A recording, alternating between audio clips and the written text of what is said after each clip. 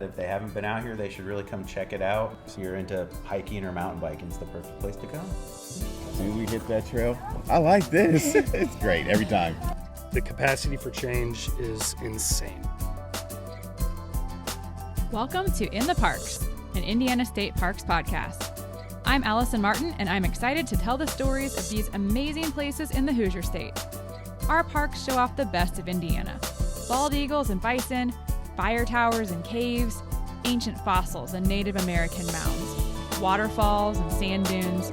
But there's so much more to these parks, and it's time to go in-depth to really know the stories and discover what makes each destination unique and valuable as part of Indiana. On In the Parks, you'll learn about the people, legends, and places that formed Indiana state parks in the past and who is writing the story today. On this episode, let's go to Fort Harrison. I have a lot of great memories of Fort Benjamin Harrison, back when it was a U.S. Army post. Growing up, we had to drive through the fort to get to my grandparents' house. My brother played soccer games there, and every 4th of July, we would watch fireworks and listen to the Army band play patriotic music. Thankfully, after being shut down, the fort became a state park. When the Soviet Union fell, a lot of forts around the United States, just in general, around the world, were listed for closure. Fort Benjamin Harrison was one of them. So that happened in 1991. In 1993, at the time, our governor was Evan Bayh. He proposed turning the 1,100 acres into a state park, and that is what ended up being our state park.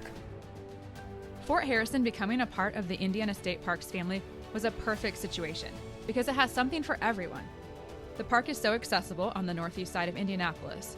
It includes just about every feature you could want. Dirt trails with hills and flat areas for hiking or running, a hilly paved trail for walking, running, or biking, mountain biking trails, fishing, a nature center, a nice playground, a horse barn, an adjacent dog park, and an extensive military history complete with the Museum of 20th Century Warfare. While it doesn't offer overnight camping or a pool, there is the Fort Harrison Inn, along with the Fort Golf Resort and Conference Center. Usually you can eat at the Garrison, although it's temporarily closed for renovations. What I love about Fort Harrison State Park is the way it seamlessly flows into the historic Fort Benjamin Harrison district in Lawrence, a suburb of Indianapolis. The park and city feel like a natural extension of each other. Right outside the park, you'll find paved paths, wooden boardwalks, the singing swings, and a thriving and diverse community that's an extension of Indy. Emily Sweet is Fort Harrison's interpretive naturalist. She shares the park's history with guests and develops programs for the park. She gave me a crash course on Fort Harrison's pre-park history. My name's Emily Sweet. I'm the interpretive naturalist here at Fort Harrison State Park. I have been working here since August of 2022. You and I are looking at a timeline that we've got on the wall here. You can see that there, 1906 was when Fort Benjamin Harrison conducts their first training exercises. We've got a really long military history here. So we're considered a young state park because we weren't established until 1996. But we have years and years and years of history on this land, even before that, from European settlers and then our Native Americans before that. So there's a lot of history that goes with this place. We started in 1906 and then we move into World War I. The inn that's out on Post Road, that was used as a hospital during World War I. After World War I, in 1925, the Citizens Military Training Center was opened to increase numbers of young men trained for future military service. For men aged 17 to 25, they were able to get military and athletic training. So that when and if, which we know now they did go back to war, they had actually trained men to be able to enlist. 1940, we go into our World War II era. What a lot of people don't know is that we had a prisoner of war camp here. 1943, in May, there were, I think, about 250 Italian prisoners that were transferred here from Camp Atterbury. They were here for only about 4 months, but they just did grounds work, just helped take care of buildings and things like that. At that time, they were to be assigned duties that were right along with what our soldiers would have been doing. Having them kind of opened up opportunity for soldiers to be able to do other more important things. So it was very beneficial to have them here. The next year, 1944 in May, we had some German prisoners of war come, and they were largely a part of constructing what is now the Garrison. Back then it was the Officers Open Mess Club. Eventually, the POWs were transferred to other places. Then we move into the Vietnam War. There were a lot of deserters, so they had to start the Vietnam Clemency Program, and so that basically offered amnesty to our deserters. This was a huge center for that. They were processing over 100 people a day at one point. And then after that, we move into Operation Desert Storm, that era. That was when the Soviet Union fell, and that was the United States, their biggest enemy at the time. In the 50s and 60s, Fort Harrison also housed the U.S. Army Finance School and the Defense Information School. But as Emily mentioned before, the fort was closed in 1991. The Museum of 20th Century Warfare on the state park property fills in a lot of military history for those interested, and we'll hear more from them later. Nowadays, while there's still a military presence in the area, the state park is the real defining feature. In fact, it's hard to imagine the community without Fort Harrison. Even if you live in Indianapolis, you might not know all it has to offer, and it really does offer something for just about everyone. I decided to break things down into the different types of people who will love this park. Animal lovers, outdoor sports enthusiasts, and people interested in the military. First, the animal lovers. This park is definitely for you. If you love horses or are open to meeting them, there's new ownership at the Horse Barn, and they're great. My name is Robert Parham. I am one of the owners. The other owner is also here. Her name is Brianna Summers. I met her right there. That is my fiance now. We met here. She's been doing horse stuff for about 27 years now, trail riding for about 5 years. I've been doing it for about 3. Met that one day. Now we're running the place. I thought horse people were born in a stable, but Robert says that's not true for him. I would just assume that anyone loves horses has always loved horses. That's not the case at all. Not the case at all. Like, grew up inner city, down the road actually, about 10, 15 minutes away. I've only been, like I said, about 3 years now. I've only been exposed to horses for 3 years. And the more you're around them, the more you gain that love. But some people just first sight. A lot of kids, they're always scared. Sometimes they're scared. As soon as we get out on the trail, immediate smiles. I like this. It's great every time. I loved hearing that you can fall in love with horses at any time. If you're ready to see if horses are part of your future, you can ride nearly every day at Fort Harrison. You don't even need a reservation. It's first come, first served. Our hours are 9 a.m. to 5 p.m., 7 days a week, holidays, rain or shine. After thunderstorming, high winds, we won't have to be open because, just safety reasons. Yeah. But other than that, we'll ride in the rain if you want to. So we have 2 trails, one that's like 1.2 miles, 30 minutes about, and then we have one that is 2.3 miles, and that is close to an hour long. So those are 2 trails that we offer. The 30-minute trail, $30 per person. The hour-long trail, $35 per person. We also offer pony rides for children 7 and under, and they're parent-led, and they're great. If you've never been on a horse or want a little more time to get comfortable before riding, there are also classes available. You will need a reservation for these, and you can make those through the Fort Harrison website. So we have a class for 8 and older. We'll teach them about how to saddle up your horse, different parts of the tack that you put on a horse, how to maintain, take care, what to feed, how to walk, how to saddle them up, proper riding form, all kinds of different things. And then for the second part of it, I should say, it's an hour-long trail ride that you get along with it, $60 purchase. If you're a little nervous at first, you get a whole hour with that horse right there. Every time the smile's coming back. Kind of makes me ready to ride. My dog lovers, the Fort Harrison State Park Dog Park is for you. It's located off Fall Creek and does require a separate dog park pass, which you can purchase at the main park office. My friend Cameron recently took her dog there for a golden retriever meetup and loved it. We took Nash to the Fort Harrison State Dog Park. Such a great dog park. There's 3 separate sections. The area we took him to had a pond, and at one point there were like 25 dogs just swimming in the pond, chasing balls. It was so much fun. But then there are trails all through back behind the pond that you can walk, and it's very clean. The dog park is huge. It was so much fun, and we definitely want to get a pass there.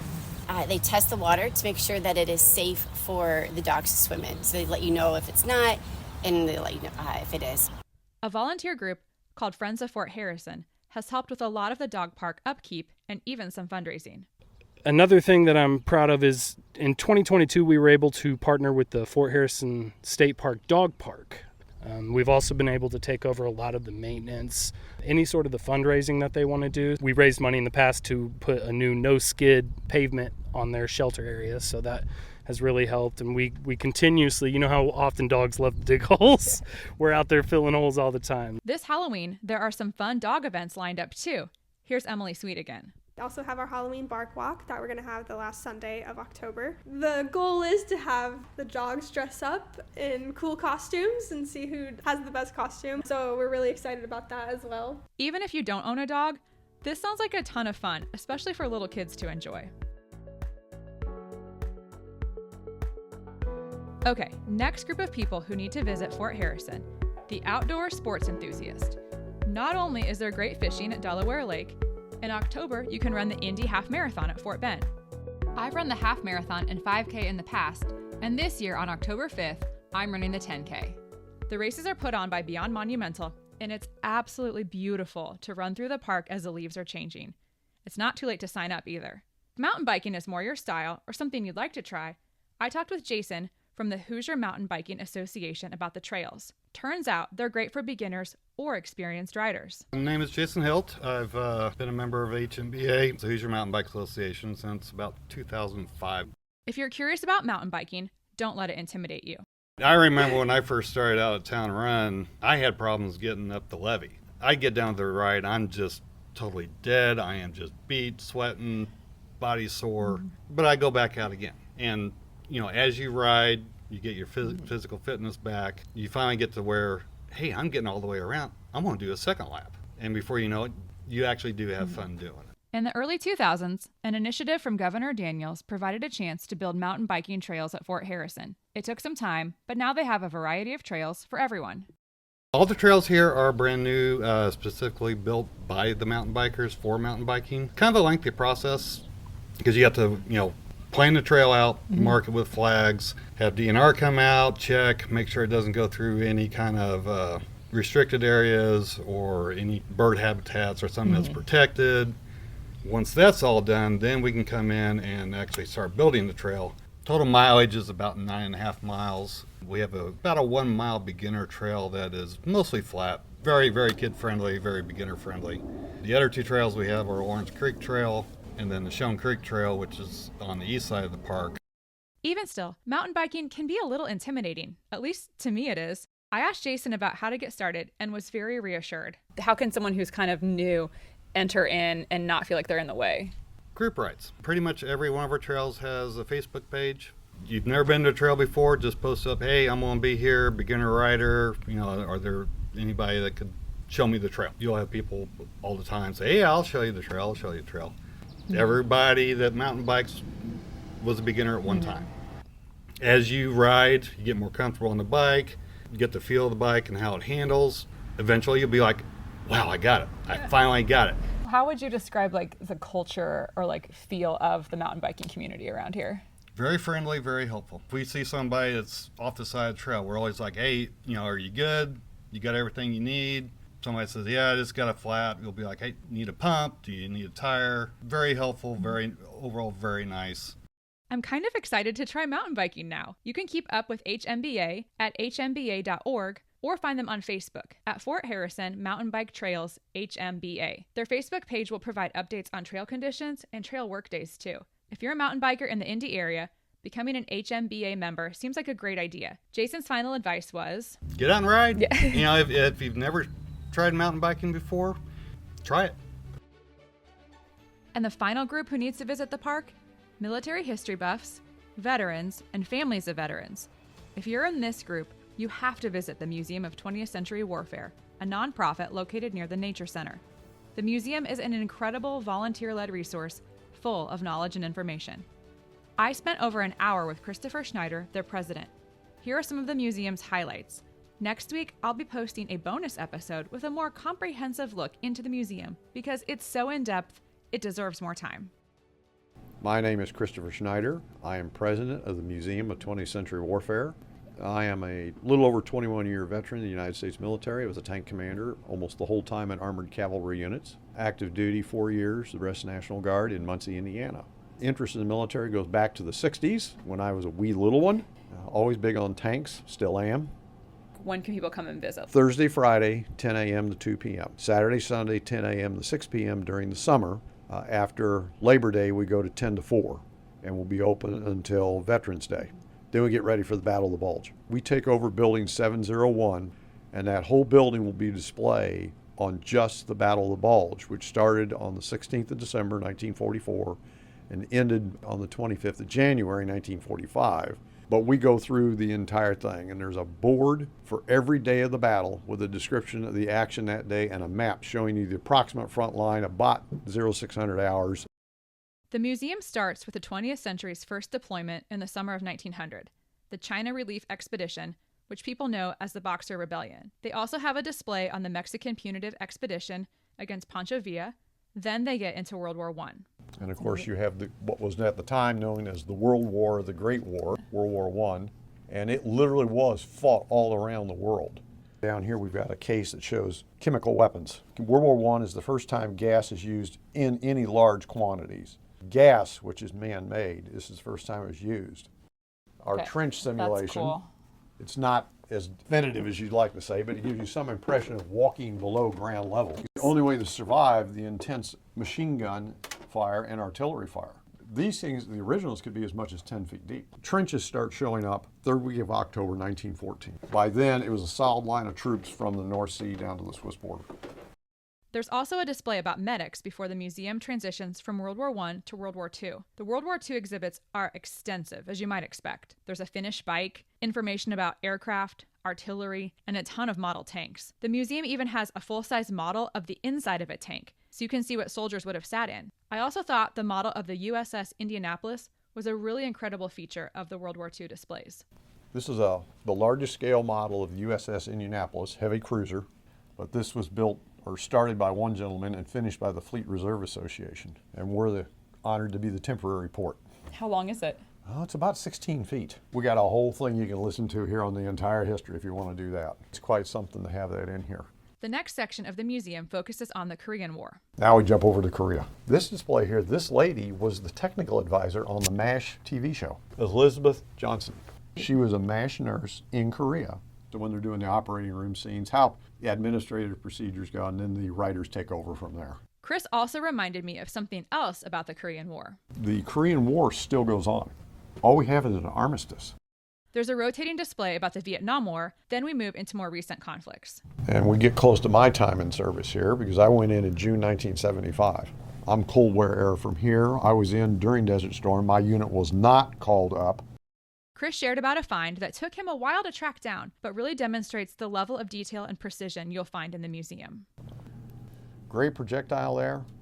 That took me a couple of years to find, but I put the word out that I wanted a sabot out of an Iraqi tank. That is a Russian-made sabot for a 100-millimeter gun used in the T-55 and T-54 tanks that the Iraqi Army had. So that's an actual vet bringback. Finally, the museum loops back to the start and concludes with the final deployment. Then we go over and we finish up with Kosovo, which is the last deployment of the 20th century. We still have people over there on K-Force. A U.S. unit, I'm told, is supposed to be deploying either late this year or early next year. And what are they doing there? They still run peacekeeping patrols, trying to make sure these mass executions don't happen. I feel like I have a decent amount of knowledge about U.S. wars, but walking through the museum reminded me how expansive the wars were and how much there is still to learn. If you want to learn more about any war in the 20th century, another incredible feature of the museum is the Military History Library. Dale Lane, the museum's vice president, has spent a considerable amount of time developing it. He explains why it matters to him. I'm Dale Lane. I'm the vice president of the museum. I got connected with these people, back in 2006. I was self-published a book on letters my father wrote my mother during World War II and was promoting that and got linked up with the museum. And I haven't served, but sort of this is my service to recognize my father and all the other veterans that have served. So. Dale's clearly a really humble man. Chris had to brag on all Dale has done to develop the museum's library. He almost single-handedly built our library. Yeah, we've got the whole Dewey Decimal System back there because of him. We've got almost 4,400 individual books on military history covering 1900 to 2000. I asked Dale who tends to be using the library. He explained why it's so helpful. A lot of times it's family members looking for information about where their veteran might have served or more details about what their unit did. Usually we can find something out. Sometimes it's interpreting their military records that they have, and we try to assist them with that, and identify if they bring in ribbons or patches, try to identify what units those were and advise them how to get more information if we can't find it in the library on that. So if someone in their family has had something passed down and they're not really sure the story of it, that might be a helpful resource? Correct, exactly, yes. That's great. Yeah. I would imagine there's a lot of those when there's deaths in the family that people are like, they didn't talk about it, I don't know these stories, please help me understand it. Exactly, yes. Sometimes they've heard little bits of stories from their veterans, but usually they haven't. I cannot overemphasize how thorough the museum is and how passionate the volunteers are who run it. There's a chapel and information about Hoosiers who served. Plus, the museum offers regular programs and sometimes reenactments. What an incredible resource for teachers, students, military history lovers, veterans, and their families. Okay, are you convinced that no matter who you are, Fort Harrison has something for you? Great, but be careful when you visit. You might find yourself stumbling into becoming a lifelong volunteer. That's what happened to Dexter, who we heard from earlier. Here's his story. It's actually a funny story. I was hiking with a friend, saw some folks lifting rocks, and before long we started asking questions. They were asking questions, and all of a sudden we were hauling rocks. And the next month we caught him again, and that was like our sign, like maybe we should check out a meeting. And here we are 6 years later, and I'm the president. My name is Dexter Lee, and I'm the current president for the Friends of Fort Harrison State Park. We're a 501c3 that's dedicated to fundraising and giving extra manpower and pretty much you name it. The Friends Group is a great way to connect with the park and greater community. The Friends Group has accomplished a lot and have some plans for the future too.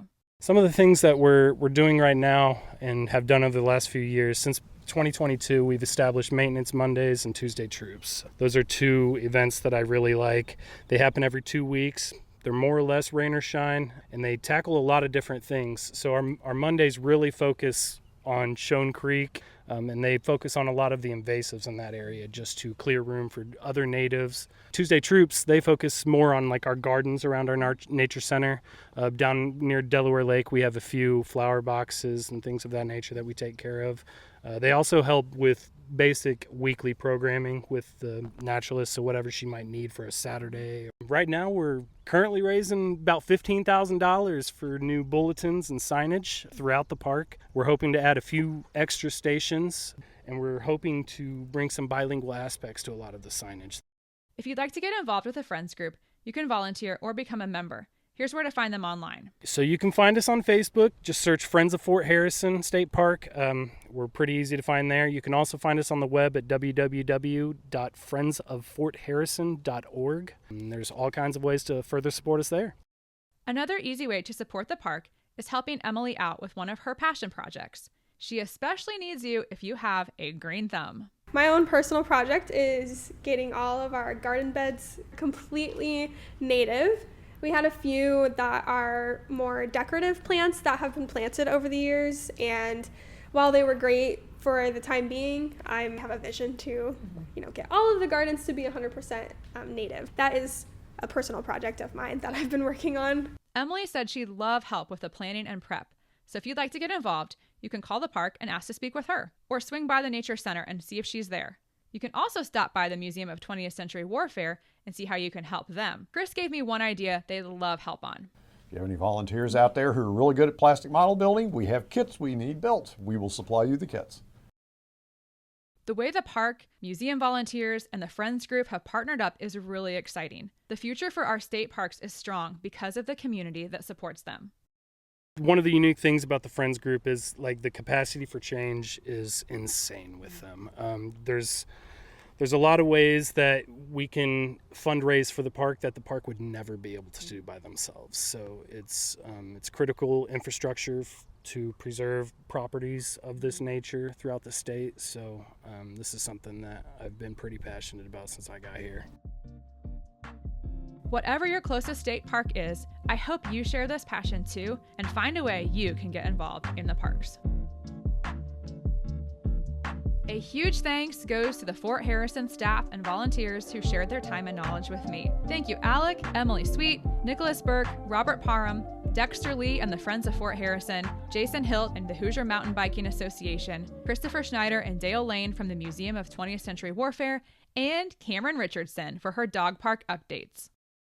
In the Park is not officially associated with Indiana DNR, but I'm so grateful for all the incredible work they do for our parks. Please share this podcast with your friends and give us a positive review on your favorite podcast platform. You can follow along on Instagram and Facebook at In the Parks Online for more state parks content and my recommendations for the best places to get ice cream near each park. Outside Fort Harrison, you can never go wrong with Moo Lou Frozen Treats. Thanks for listening, and I hope to see you in the parks.